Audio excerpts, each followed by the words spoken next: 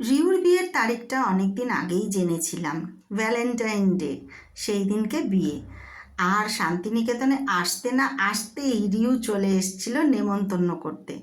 মেহেন্দি থেকে বৌভাত সব অনুষ্ঠানে কিন্তু তোমাদের চাই। আমরা মা মেয়ে আর কর্তা ওকে এত ভালোবাসি, একদম একটা ছোট্ট মেয়ে একটা ব্যবসা করছে এতদিন ধরে। এবং এখানে রিউর যা পরিচিতি, কি বলবো, যা ব্যবহার, সবাই আর কি ওকে ভালোবাসতে বাধ্য। এত একটা মিষ্টি মেয়ে সে বাড়ি এসে বলেছে, নেমন্তন্ন করেছে, এবং তার পরিবারের সবাই আমাদের বারবার করে এত যেতে বলেছে, নিশ্চয়ই যাব। চলে গেলাম প্রথম মেহেন্দির অনুষ্ঠানে। এই মেহেন্দির জন্যে আমার কন্যা আর রিউ এবং তার বান্ধবীরা অনেক দিন আগে থেকেই প্ল্যান করছিল কি কি নাচ করা যায়, কি কি গান হবে।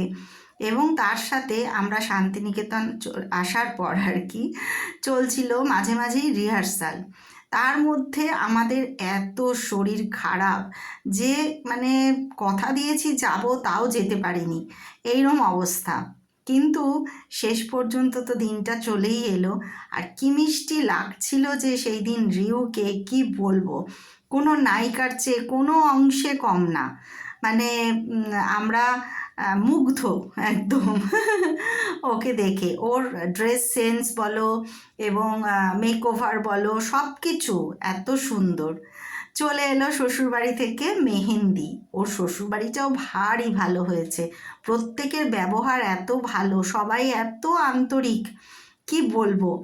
মানে রিউর চয়েসের তুলনা নেই, জামাই তো অবশ্যই ভালো। তো সবাই মিলে বসে রিউদের ছাদে হলো মেহেন্দির অনুষ্ঠান। সেই অনুষ্ঠানের একটা ঝলক তোমাদের দেখাবো না তাই কি হয়।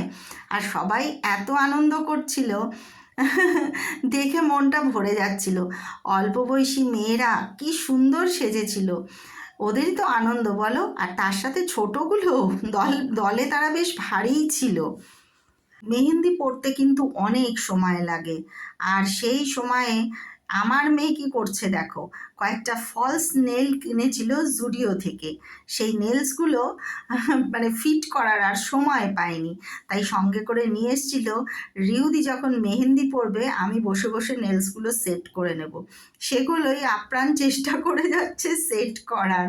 কারণ নেল স্টুডিওয় গিয়ে করার আমাদের সময় হয়নি কলকাতায়, আর অতদিন আগে করে লাভও নেই এগুলো তো খুব একটা হাইজিনিক না, মানে কখন আবার নেলসের কোনো গ্রোথ, কোনো প্রবলেম হয়ে যায় বা কি। আর এদিকে দেখো কি চলছে, বলছিলাম না রিউদের বাড়ির সবার ব্যবহার এত আন্তরিক। আমার মেয়ে নেলস করছে বলে রিউর দিদি পিউ, সে বলছে আমি রসগোল্লা নিয়ে এসেছি, আমি তোকে কেটে কেটে খাইয়ে দিচ্ছি, তুই খেয়ে যা মানে মাও করবে না বোধহয় এরকম, কারণ আমি তো পাশে বসেছিলাম। আর আমি তখন মুগ্ধ হয়ে অনুষ্ঠানই দেখে যাচ্ছি, কখন যে রিউর দিদি ওকে এরকম খাইয়ে দিয়েছে। আমি হঠাৎ করে ক্যামেরায় রিউকে দেখতে দেখতে পিউর দিকে যেই ফিরিয়েছি, দেখছি ওকে মানে হিয়াকে রসগোল্লা খাওয়াচ্ছে কেটে কেটে। এত ভালো লাগলো, কি বলবো, নিজের দিদি থাকলে বোধহয় এরকমই হয়। তারপরে মেহেন্দি, সবাই মেহেন্দি পড়ছে বসে বসে। আমার মেয়ের মেহেন্দিটা আমি শুরু করেছিলাম, কিন্তু ওরা বলল কাকিমা তুমি পড়বে না, যে যার মেহেন্দি যে মানে নিজে নিজেই পড়ো, বা অন্য কেউ থাকলে তাকে বলো পরিয়ে দিতে। তার মধ্যেই চলে এলো পাকোড়া আর কফি। উফ, কি যে মজা হচ্ছিল সবাই মিলে এই আড্ডায় কি বলবো, যে যার মেহেন্দি পড়তে ব্যস্ত, পাকোড়া খেতে ব্যস্ত, কফি খেতে ব্যস্ত। আর রিওরও চলছে মেহেন্দি, কারণ অনেকটা হাত কনুই পর্যন্ত পড়াতে হচ্ছে। আর এগুলো যারা আশেপাশে আমাদের সঙ্গে দেখছো, শ্বশুরবাড়ির লোক বাপের বাড়ির লোক মিলেমিশে একাকার।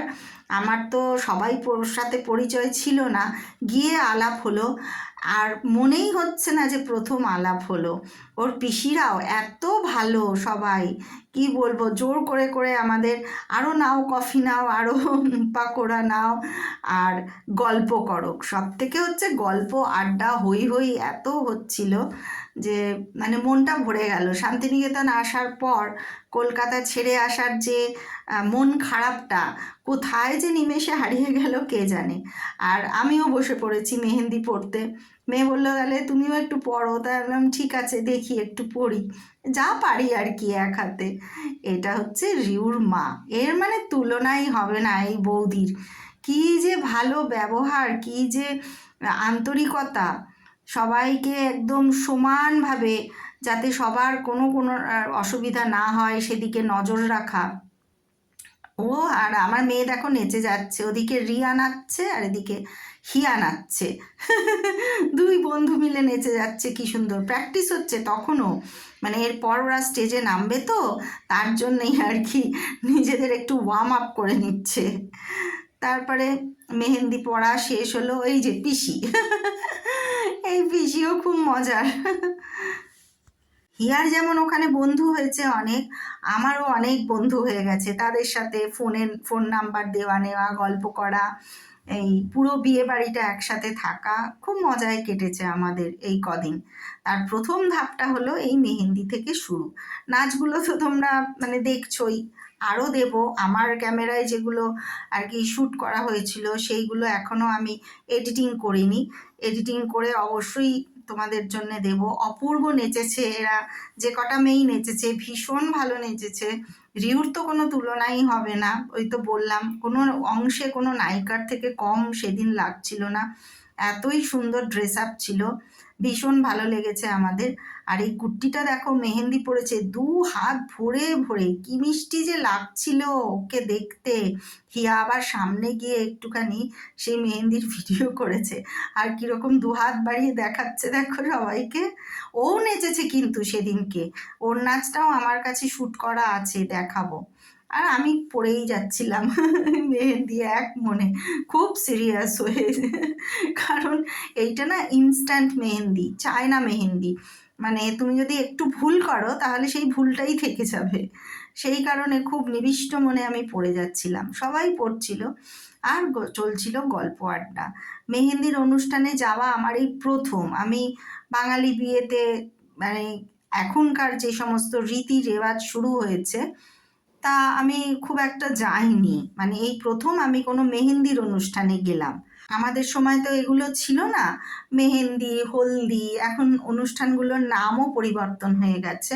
আমাদের সময় আইবুড়ো ভাত, তারপরে যেদিনকে বিয়ে সেদিন সকালে গায়ে হলুদ, এখন এই নামগুলো পরিবর্তন হয়েছে, কিন্তু যুগের সাথে তাল মিলিয়ে তো চলতেই হবে, আমি এগুলোকে খারাপ মনে করি না।